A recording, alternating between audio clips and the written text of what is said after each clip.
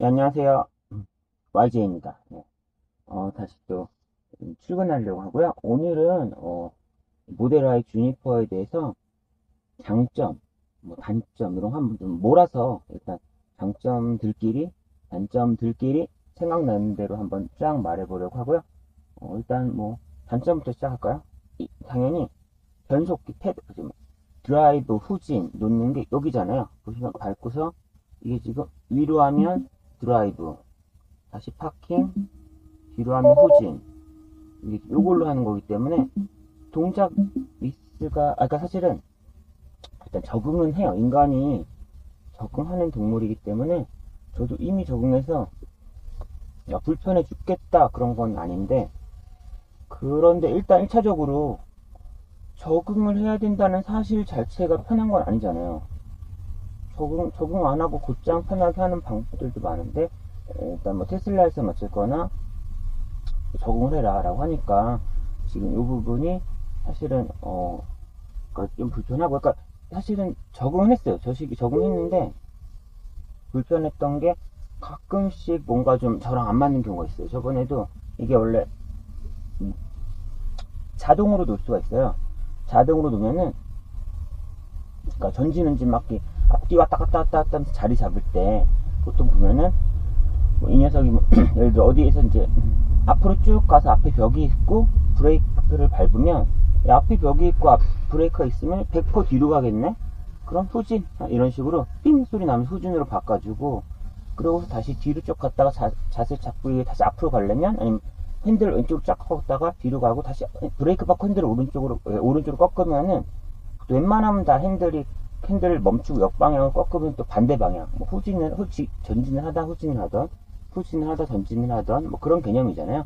그런 개념을 인식해서 사실은 뭐 핸들을 브레이크를 밟고 핸들을 반대 방향으로 와장창 꺾으면, 그때 반대 방향으로 가겠구나, 지금 자리 잡고 있구나 해서 자동으로 반대로 바꿔줘요. 그래서 그런 타이밍을 잘 맞으면 사실 여기를 한 번도 내가 이거 하지 않고 웬만하면 그냥 저절로 계속 변속을 하면서 앞뒤 왔다 갔다 할 수가 있는데, 저 같은 경우는 가끔 한 번, 가끔 한 번이 좀, 단 한 번도 실수가 있어서는 안 되잖아요. 근데 저번에 이거 궁뎅이가 이 차가 뚱뚱해서 주차가 좀 험난하거든요. 처음 저같이 특히 또 조그만 저 미니 타다가 일로 넘어온 사람 입장에서는 뭐 주차가 너무 험난했는데, 그래서 앞뒤로 왔다 갔다 정말 그냥 뭐 평상시에 이제 미니였으면 한 번에 지나갔다 후진으로 한 번에 넣을 것을 얘는 왔다 갔다 다섯 여섯 번 한 적도 많거든요. 요즘엔 좀 줄어들었지만, 그때 뭐 궁뎅이를 넣다가 아니야, 앞으로 다시 가야지, 앞으로 하는 순간 자동으로 전진을 바꿔줘요. 그래서 되게 좋다 하고 갔다 하는데, 딱 한 번 앞으로 갔다가 뒤로 가는 게 아니라 각이 좀 아닌 것 같아서 앞으로 좀 갔다 멈추고 다시 앞으로 하면서 좀 다른 각으로 만들려고 앞으로 가는데, 앞으로 갔다 앞으로 가는 거잖아요. 근데 이 변속기는 후진으로 바꿔준 거죠. 근데 저는 앞으로 갔다 앞으로 가려고 했었고, 어쩌거나 자동으로 된 줄 알고 꽝 밟는 순간 차가 뒤로 확 가버리니까 뒷차랑 박을 뻔했죠, 순간적으로. 그래서 너무 깜짝 놀라서 브레이크를 꽉 밟아서 뒤로 박진 않고 멈췄었는데, 뭔가 그런 느낌에 단 한 번이라도 앞뒤 하다가 뒤 하거나 앞뒤 하다 앞 뭐 이런 느낌으로 할 때, 그때 얘가 그렇게 안 해주고 반대 방향으로 앞뒤인 줄 알고 그냥 자동으로 해버리면 박을 수 있겠더라고요. 그래서 그 부분이 자동으로 좀 그래서 안 해놓거든요. 어떻게 보면 한 1000번 아니지, 변속을 1000번 하는데 그 단 한 번의 그 실수의 기억 때문에라도 너무 좀 깜짝 놀라서 그냥 일일이 내 수동으로 하는 게 낫겠구나라고 해서 저 같은 경우는 자동 기능을 쓰고 있지는 않아요. 근데 어쨌거나 그게 제일 일단 생각나는 불편함이죠. 물리적인 키로 타는 게 제일 명확하잖아요. 그게 아니어서 가끔 이렇게 핸드폰 건드리다가 건들 수도 있다라는 부분이 단점이고요. 두 번째 부분은 일부러 제가 카메라를 뒤에 달았는데, 지금 봐요. 내비게이션 여기 있잖아요. 지금 여기 내비게이션 있으면은 이게 시야적으로 정면을 봐야 되고, 그나마 속도계는 여기라도 있어서 제일 옆으로 덜 가는 여기 있어서 속도계까지는 적응하면, 이것도 적응의 문제예요. 적응하라는 건 편하진 않다는 거고, 적응하고 나면 편하지만 적응하는 과정이라는 불편함이 있는 단점인데, 여기 일단 여기에 속도계가 있는 것도 불편한데 내비게이션 여기 있는 거는 저는 못 보겠더라고요. 내비게이션 자체도 불편하지만 여기 있는 시야 부분이 불편해서 이 화면은 또 약간 그 어라운드 뷰, 서라운드 뷰 같은 느낌이라 요거는 유용한데 요거를 절로 넘기고 내비를 일로 하면은 또 얘를 못 쓰니까 문제긴 할 것 같아요. 그러니까 저건 내비가 너무 멀리 있다. 사실상 안 쓴다. 느낌이 좀 강하고요. 쓰시는 분도 있겠죠. 근데 저는 사실은 여기 정면 시야에서 여기까지 내가 내려오는 시야로 뭔가를 하는 거는 저는 불편해서 못하겠어요. 그래서 이렇게 결국은 T맵을 쓰죠. T맵에 이제 이런 핸드폰을 자동으로 자석으로 붙이는 맥세이프라 그러나 그런 녀석으로 하는데 결국 뗐다 붙였다 하기 편하니까 해서 T맵을 쓰면 뭐 T맵 쓰고 나면 불편하진 않죠. T맵을 쓰기 때문에. 근데 이것도 역시 T맵을 써야 하는 순정형 내비게이션을 그대로 쓰는 게 불편해서 T맵을 써야 하는 그 현실이 불편하죠. 이제 좀 가속한 줄 아시겠지만 600m 앞에 30km 구간이고 좀 미리 알려주는 거예요. 가속한 게 아닙니다. 지금 50km 구간이에요.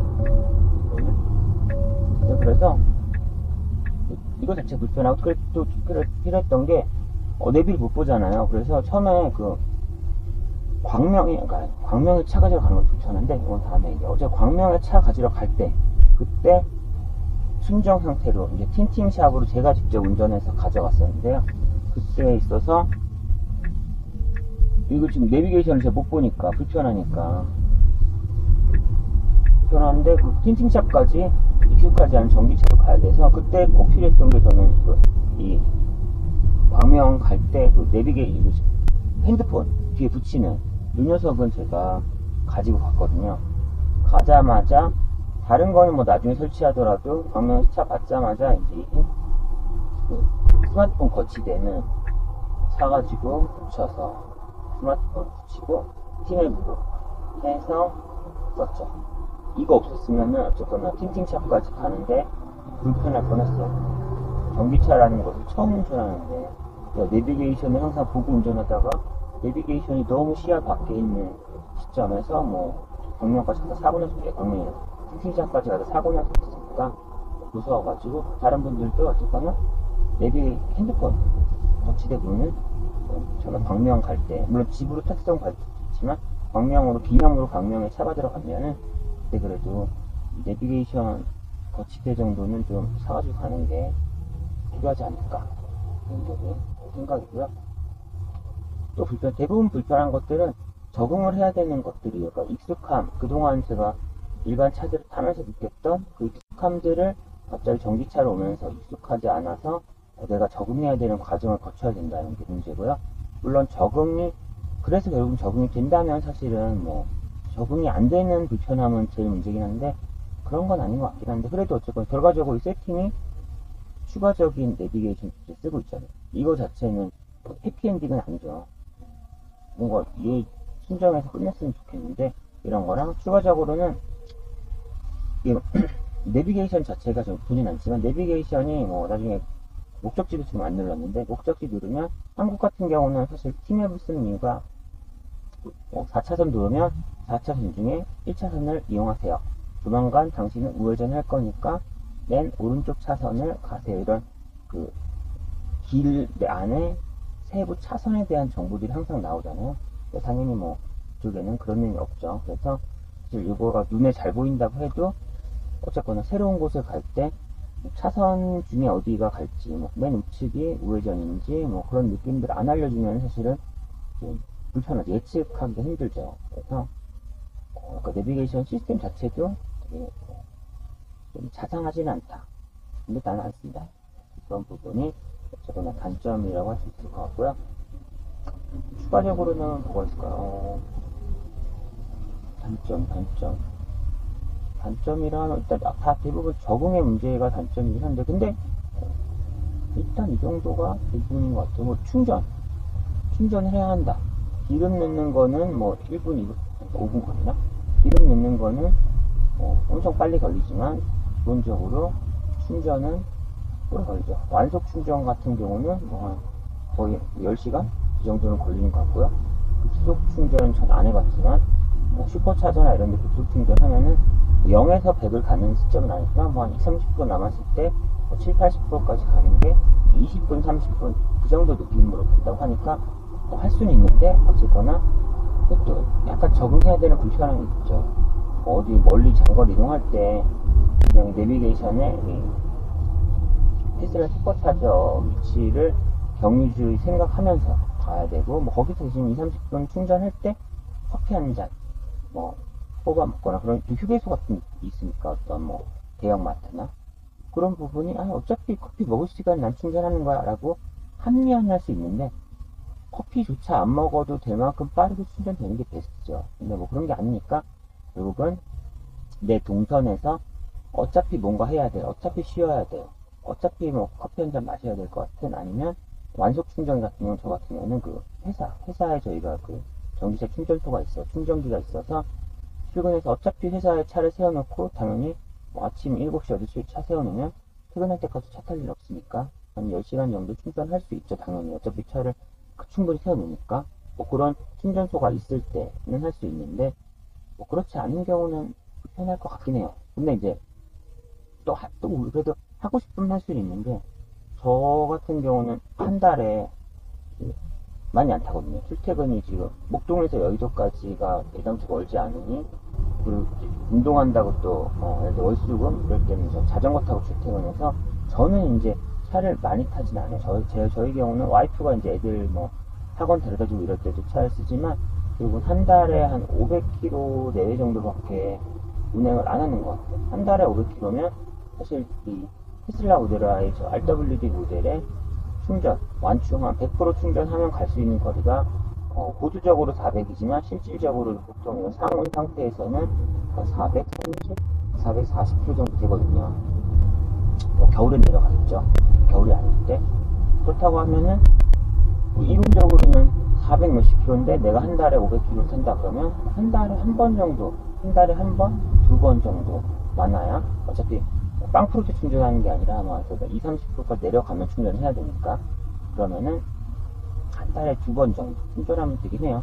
그렇다면은 사실은 뭐 주말에 동네에 어디 충전소가 있다 하면, 저희 같은 경우는 동네 그 공원들, 저희 뭐 보통은 파리공원이든 뭐 이런 공원들에 전기차 충전소가 있거든요. 충전기가 쭈르륵 있어요. 그래서 거기에 그냥 주말에 한 번 정도만 가서 충전해주면 충분히 운영할 수도 있을 것 같기도 해요. 뭐 어쨌건 그런 식으로 내 어쨌거나 라이프 사이클 안에서 뭐 일정 빈도로 충전을 할 수 있는 뭐 그런 시간을 가져야 한다는 게 중요할 것 같고요. 대신 출퇴근 거리가 꽤 있는, 항상 출퇴근에 차를 쓰고 출퇴근 거리가 꽤 있는 분은 뭐 집, 아파트 단지거나 회사에 분명 충전기가 있어야지. 있지 않으면 많이 불편할 것 같아요. 그래서 이런 전기차 충전이라는 그런 환경에 좀 꾸준히 충전해야 되는 사람은 충전 인프라가 있는 상황에 있어야 좀 차를 사는 게 맞는 것 같고요. 저처럼 완전히 자주 충전하지 않는 사람은 그냥 전기차 너무 타보고 싶어서 혹시 어떻게 되겠지 하고서 사도 될 것 같기는 해요. 거리가 나오니까. 뭐 그런 부분은 좀 본인의 라이프 스타일에 따라서 달라요. 그래도 어쨌거나 그런 라이프 스타일에 따라서 이게 안 맞을 수 있다는 것 자체가 단점일 수 있죠. 그런 부분까지가 단점인 것 같고, 그럼 일단 단점이 당연히 더 있겠지만 지금 생각이 안 나니까 장점으로 한번 가보면은, 제일 생각나는 것들은 일단 저 프렁크 앞에 일반 화석연료 차들은 앞에 엔진이 있으니까 당연히 프렁크 공간이 있을 수가 없죠. 근데 얘는 전기차는 뭐 엔진 같은 게 있지 않으니까 앞에 프렁크 공간이 있고, 테슬라 쪽 모델라인 말고 뭐 3시리즈 모델라인 말고 전부 대부분의 애들도 앞에 프렁크는 크다고 들었어요. 그래서 어쩌나 프렁크가 크니까 되게 편해요. 보통 웬만하면 후진해서 주차를 하잖아요. 후진해서 주차하고 나가고, 항상 내가 차로 올 때 앞쪽을 통해서 일로 오고 전 일로 나가니까 저 마지막으로 그러니까 저 나가는 곳에 제일 바깥쪽에 프렁크가 있잖아요. 그러니까 저기에 가방을 놓으면은 출근할 때 저기다 가방을 놓고서 운전하고 도착해서 회사에 가면서 프렁크를 열고 가방을 꺼내서 쫙 가는 동선이 생각보다 편해요. 그리고 뭐 운동하러 갈 때나 이런 때도 그러니까 뭔가에 짐을 넣으면은 뒷트렁크. 뒤쪽에는 귀찮아서, 뒤쪽은 뭔가 되게 멀어요. 가기도 멀고, 열고, 그러느니 그냥 옆좌석에 던져놓고 사는데, 옆좌석에 던져놓으면 또 이렇게 뭐 나갈 때 좀 불편하게 나가는 것도 있고, 챙겨야 되는 것도 있는데, 저는 그 옆좌석에 놓는 것보다는 트렁크가 더 편한 것 같더라고요. 뒷좌석은 무조건, 그러니까 뒷트렁크는 불편하고요. 그래서 트렁크라는 것 자체가 생각보다, 뭐, 예를 들어, 마트 가거나 이런 데도 대부분 저쪽이 더 편하니까. 뒷트렁크까지 가기 귀찮은데, 뭐, 카트 끌고 와서 차 옆에서 저 앞쪽에다 막 씹어놓고 닫고서 카트 갖다 놓고 또 집에 가고 집에도 후진으로 세우면 짐 꺼낼 때도 저 프렁크에서 꺼내는 게 훨씬 편하니까 프렁크는 생각보다 진짜 많이 쓰는 것 같아요. 전기차로 넘어오면서 편한 것 같고, 그러고 지금도 뭐랄까 이 테슬라만의 약간 최근 있죠. 다른 애들 많지만 여기 글라스루프가 사실은 이름 보면은 약간 테슬라 쪽은, 그러니까 일부 전기차들은 좀 기본빵으로 쓰죠. 테슬라 쪽이랑 그리고 폴스타 같은 경우도 위에 쪽 글라스루프 쓰고 있고, 제가 저번에 원래 살려고 했었던 볼보 EX30, 그러니까 슬림한 차들 같은 경우는 공간을 최대한 좀 넓게 쓰기 위해서 글래스 루프를 기본으로 쓰더라고요. 근데 이 글래스 루프라는 자체가 또 가리는, 진짜 물리적으로 가리는 선쉐이드가 없이 그냥 기본 유리예요. 그래서 위에 해가 떠버리면은, 해가 뜨면 위쪽에서 이 유리를 통해서 해가 나한테 오겠죠.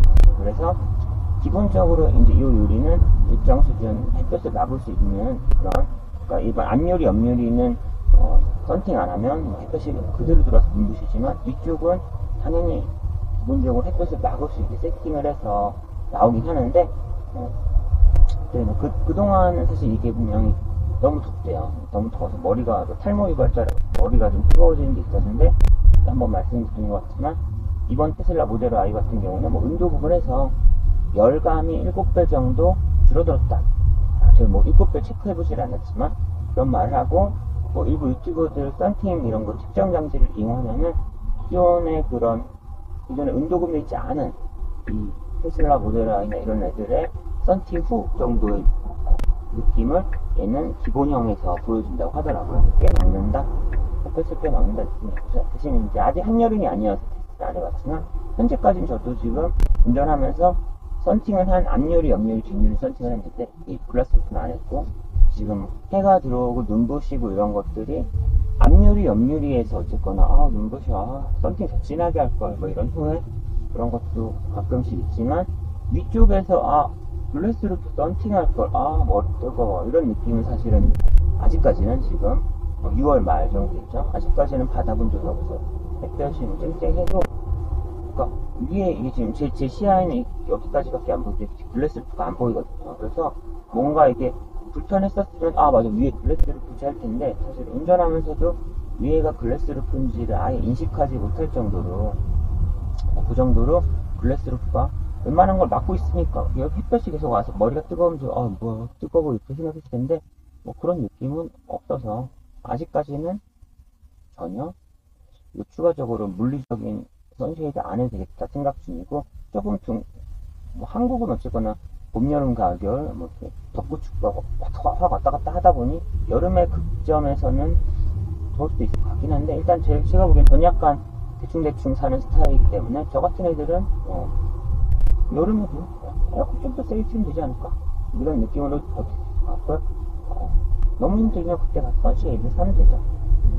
그런 식으로 일단 하려고 해요. 그래서 이것도 장점도 있어요. 그렇기 때문에 이게 지금 뒷좌석에서 봤을 때 이 시야, 얘 때문에 뒷좌석 사람들의 시야가 넓어지는 효과가 있어서, 사실 이 의자가, 앞좌석 의자가 좀 크거든요. 이것들이 높고, 정면 시야를, 2열의 정면 시야를 되게 많이 가리는데, 2열에서 대신, 뭐 좌측, 원래 있는 좌우측 2열 유리랑 천장, 글래스루프 때문에 좀 시야가 넓어지는 효과가 있어서, 뒷사람들의 약간 깝깝함을 좀 줄여줄 수 있는 그런 장점이나 단점이 글래스루프가 있는 것 같고요.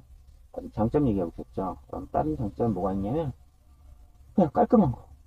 기분이니까 약간 뭐 이케아 디자인 아니겠지만 미국 디자인 하죠. 얘는. 근데 정말 뭔가 아무것도 없으니까 마음이 편해요. 약간 직선 아니죠. 그냥 직선만 보면 되게 기분이 편한 것처럼 뭔가 심플하면서 느껴지는 편안함.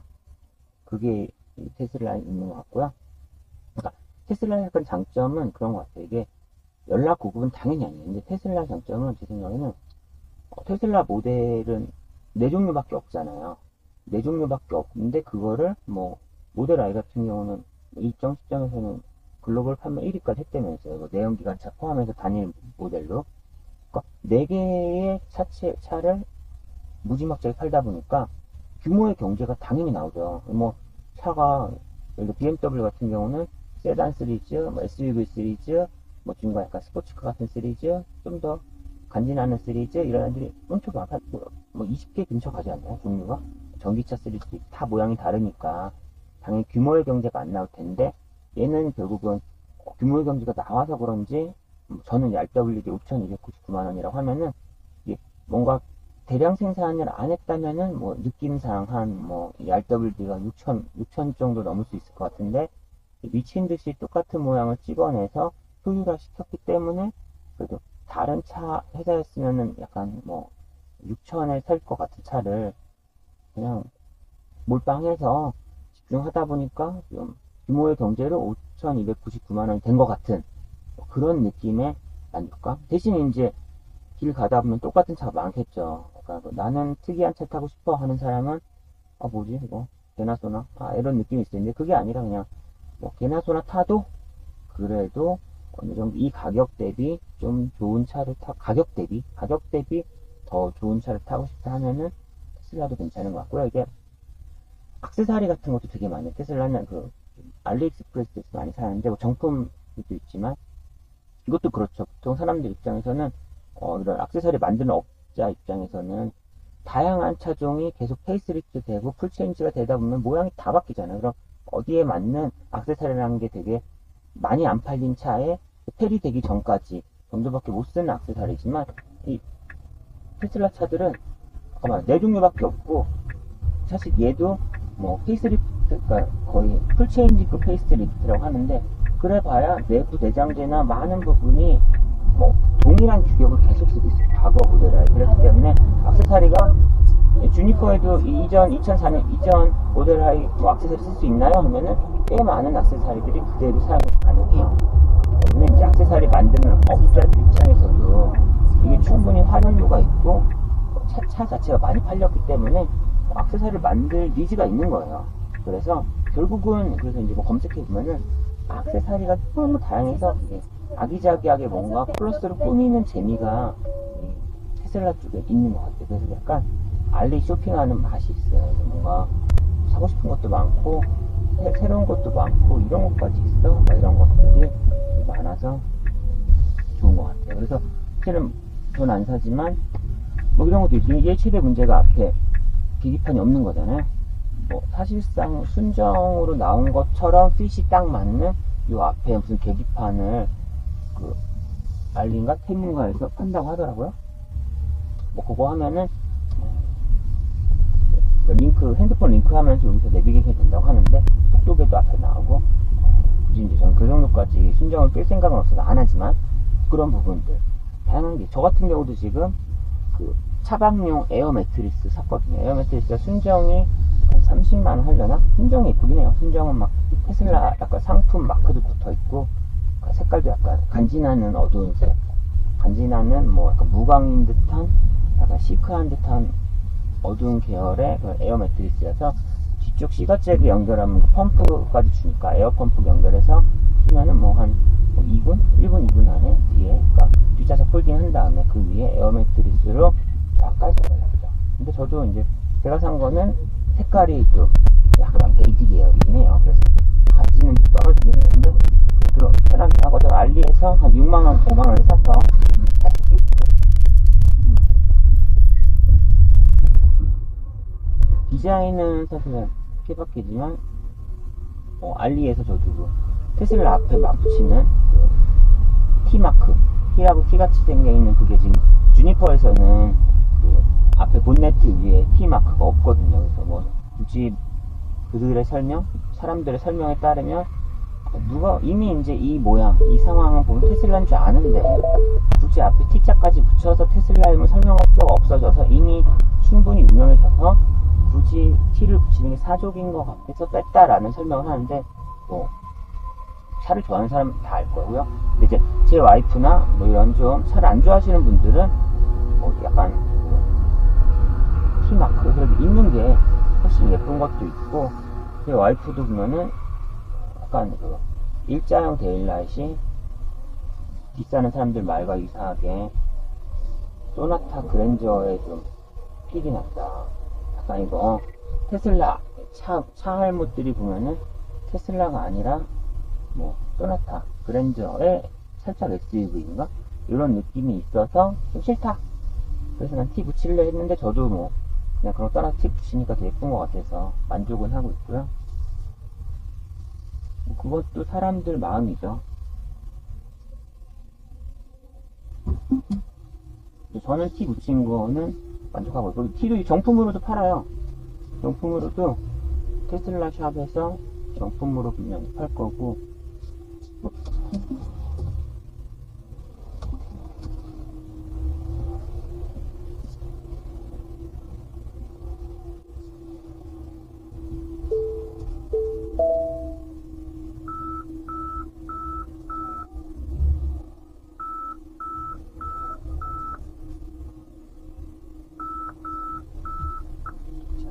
그래서 파킹을 누르면 주차가 된답니다.